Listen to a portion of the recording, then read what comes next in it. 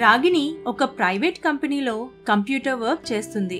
రాగిణి భర్త గిరీష్ కూడా ఉద్యోగం చేస్తున్నాడు. రాగిణి వాళ్ళు అత్తయ్య సురేఖ, మామయ్య చంద్రం, ఇంకా మరిది కిషోర్తో కలిసి ఉంటున్నారు. కిషోర్ ఇంకా చదువుకుంటున్నాడు. రాగిణి మామయ్య చంద్రం రిటైర్ అయ్యి ఇంట్లోనే ఉంటున్నారు. ఇంటి ఖర్చులు, మరిది చదువు ఇవన్నీ ఒక్క గిరీష్ సంపాదన మీద నడిచేవి కావు.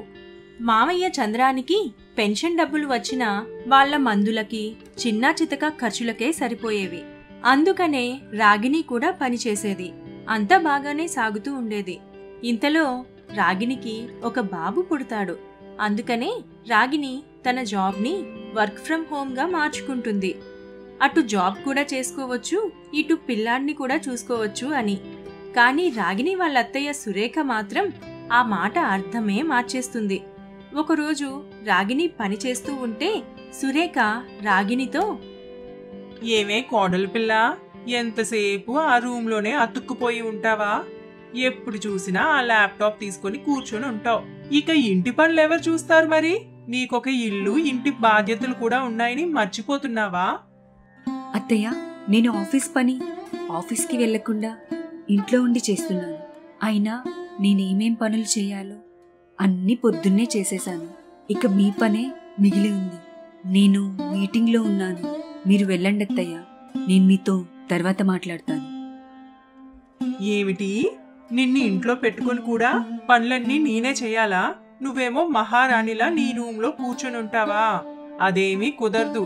నీ పని పక్కన పెట్టి వెళ్ళి ముందు వంట చెయ్యు. రాగిణి ఎంత నచ్చజెప్పినా సురేఖ అస్సలు వినదు. ఏం చేస్తావో నాకు తెలీదు, వెళ్ళి ఇంటి పని మొత్తం చెయ్యు అని చెప్పి సురేఖ తన రూంలోకి వెళ్ళిపోతుంది. అత్త మొండితనానికి ఏమీ చెప్పలేని రాగిణి వెళ్ళి వంట చేసి మిగతా ఇంటి పని మొత్తం చేసి తిరిగి ఆఫీస్ పని చేద్దామని మళ్ళీ ల్యాప్టాప్ తీసుకుని కూర్చుంటుంది. అంతలోనే బాబు నిద్రలేస్తాడు. అది చూసిన రాగిణి లేచి వెళ్ళి బాబుని చూసుకొని మళ్ళీ పని చేద్దామని వెళ్తుంది. అంతలో సురేఖ మళ్ళీ వచ్చి, ఇంత టైం అయిపోయింది, ఇంకా టీ చేయలేదా అంటూ వెళ్ళి ముందు టీ చేయమని చెబుతుంది. అప్పుడు రాగిణి, అత్తయ్య, పొద్దున్నుంచి ఇంటి పని చేసి బాబుని చూసుకున్నాను.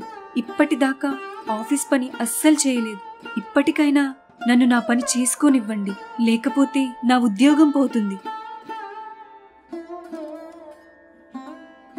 సురేఖ, పొద్దున్నుంచి చూస్తున్నాను. కోడల్నెందుకే అంత విసిగిస్తున్నావు? ఆ పిల్ల ఒక్క నిమిషం కూడా ఖాళీగా లేకుండా పనంతా చేస్తుంది. ఇప్పుడు కూడా పనే చేస్తానంటుంది. కానీ అది ఆఫీసు పని. ఆ టీ ఏదో నువ్వే చేసుకోవచ్చుగా. పొద్దున్నుంచి రెస్ట్ తీసుకొని అలిసిపోయి ఉంటావు కదా. రాగిణి, నువ్వెళ్ళి ఆఫీస్ పని చూసుకో తల్లి అంటూ చంద్రం రాగిణితో చెబుతాడు. సురేఖ కూడా భర్త మాటకు ఎదురు చెప్పలేక వంటింటిలోకి వెళ్ళిపోతుంది. అలా ఆ రోజు మామయ్య సహాయంతో ఆఫీస్ పని పూర్తి చేస్తుంది రాగిణి. కానీ మరుసటి రోజు మళ్ళీ సురేఖది అదే తంతు మొదలవుతుంది. రోజు ఇలాగే అవుతూ ఉండటంతో ఒకరోజు రాగిణి, ఏమండి, నేను మన బాబుని చూసుకుందామని వర్క్ ఫ్రం హోమ్ చేస్తున్నాను. కానీ అత్తయ్య అది అర్థం చేసుకోవడం లేదు. నేనేదో ఖాళీగా కూర్చున్నట్లు నాతో ఇంటి పని మొత్తం చేయిస్తున్నారు. ఇంటి పని అంతా చూసుకొని బాబుని కూడా చూసుకొని ఆఫీస్ పని చేయలేకపోతున్నాను. మీరు కొంచెం అత్తయ్యతో మాట్లాడండి.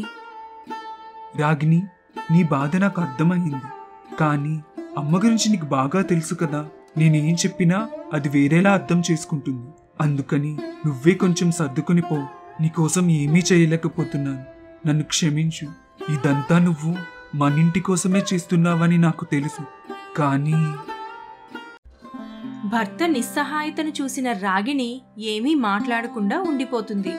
కాలం అలా గడుస్తూ పోతుంది. ఒకరోజు రాగిణి ఏదో ఆలోచిస్తూ ఉంటుంది. అది చూసిన కిషోర్ రాగిణి దగ్గరకు వచ్చి ఇలా అంటాడు, ఏంటి వదినా, ఏమైంది? అలా ఉన్నావేంటి? ఒంట్లో ఏమైనా బాలేదా? అన్నయ్య నువ్వేమైనా గొడవ పడ్డారా? ఎందుకు అంత నీరసంగా ఉన్నావు? చెప్పొదినా. ఏమీ లేదు కిషోర్, పని ఎక్కువగా ఉండడం వల్ల నీరసంగా తలనొప్పిగా ఉంది అంతే. బాబు చిన్నోడు కదా, రాత్రులు సరిగ్గా పడుకోడు. దానివల్ల నాకు సరిగ్గా నిద్ర ఉండడం లేదు. దానికి తోడు ఇంటి పని, ఆఫీస్ పని రెండూ చేస్తుంటే అలసిపోతున్నాను. పోనీ అత్తయ్య ఏమైనా సహాయం చేస్తారా అంటే ఆవిడ ఇంకా ఎన్నో పనులు చెప్తూ ఉంటున్నారు. పాపం మీ అన్నయ్య కూడా ఏమీ చేయలేకపోతున్నారు. నువ్వు నిజంగా చాలా గ్రేట్ వదినా. ఎంత కష్టపడుతున్నావో. చిన్న బాబుని చూసుకొని ఇంటి పని మొత్తం చేసుకొని ఆఫీస్ పని కూడా చేస్తున్నావు. నువ్వేం బాధపడుకోదినా, తొందరలోనే అంతా సర్దుకుంటుంది అని చెప్పి కిషోర్ అక్కడి నుండి వెళ్ళిపోతాడు. తన మనసులోని బాధను చెప్పుకున్న రాగినికి కొంచెం తేలికగా అనిపిస్తుంది. అలా మరికొంతకాలం గడిచిపోతుంది. అప్పుడు రాగిని శాలరీ వస్తుంది. సురేఖ డబ్బులు తీసుకోవటానికి గబగబా రాగిని దగ్గరకు వస్తుంది.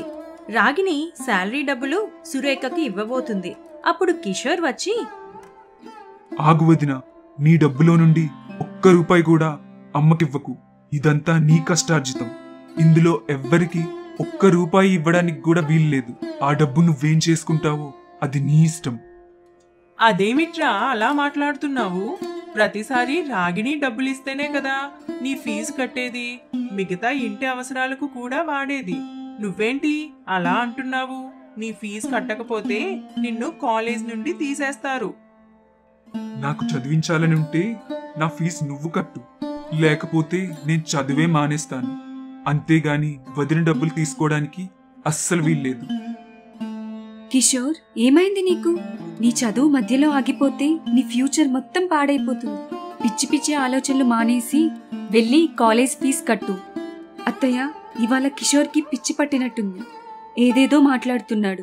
ఇదిగోండి, మీరు ఈ డబ్బు తీసుకోండి. అవును వదినా, నాకు పిచ్చి పట్టింది. కానీ ఈ తెలివైన వాళ్ళ మధ్య నేను పిచ్చివాడిగా ఉండడమే నాకు నచ్చింది. కిషోర్, ఇవాళ నీకేమైందిరా? రాగిని ఈ పని ఎప్పుడూ చేస్తుంది కదా, మరి ఇవాళ ఏంటి కొత్తగా మాట్లాడుతున్నావు? ఇప్పుడే అన్నావు కదన్నయ్యా, వదిన ఎప్పటి నుంచో మన కోసం ఇవన్నీ చేస్తుందని. కానీ మన ఇంట్లో వదిన త్యాగాన్ని ఎవరు గుర్తిస్తున్నారు? అన్నీ వదినే చెయ్యాలా? అన్నీ వదినే ఆలోచించాలా? మనలో ఒక్కరైనా వదిన కోసం ఆలోచించామా? తను కూడా మనలాంటి ఒక మనిషే కదా.